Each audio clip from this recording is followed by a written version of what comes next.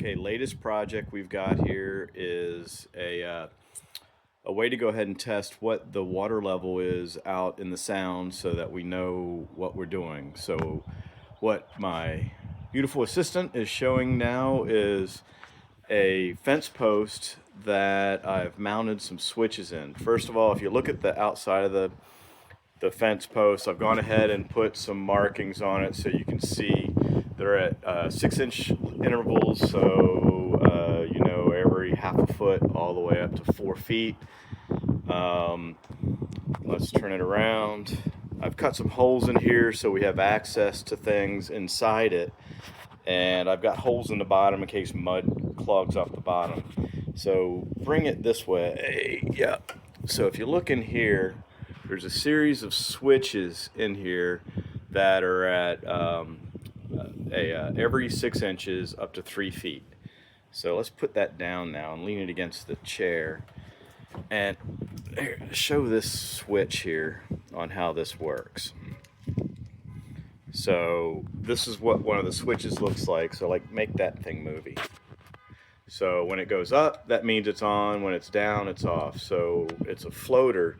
So when things happen, when water comes up, it will go ahead and switch it. So, and then here's the electronics. You can see my fancy electronics bench here, out here on Hatteras Island.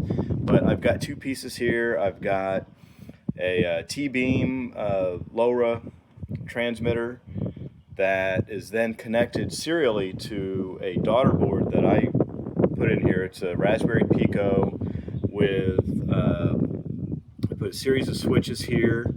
I also have a temperature sensor here, and then another area where we can have a bus of more temperature sensors, and we'll have a temperature sensor that'll be out in the water. And then this goes into power to go ahead and power the daughter board off of this guy. So let's go ahead and see this work. So the way it works is I've got this daughter board that is monitoring temperature and water level. It's then going and sending a serial message to the T-beam.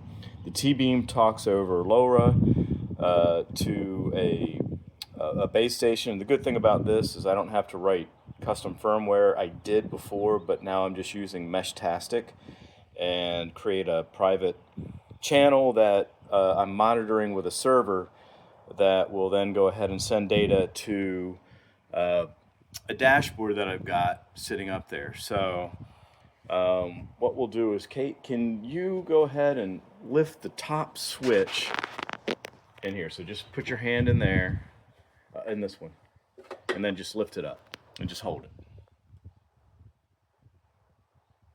And all of a sudden you can see we now have 3 feet of water. So let that drop and grab one of these down here.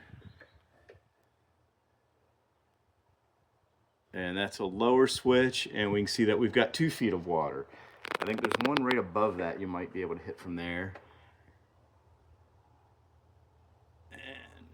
And then that's 2.5 feet. So that's really how it all works, and we're going to go ahead and next mount this on the dock and put the electronics in a nice waterproof box, and there we go. Say goodbye, Kate. Bye.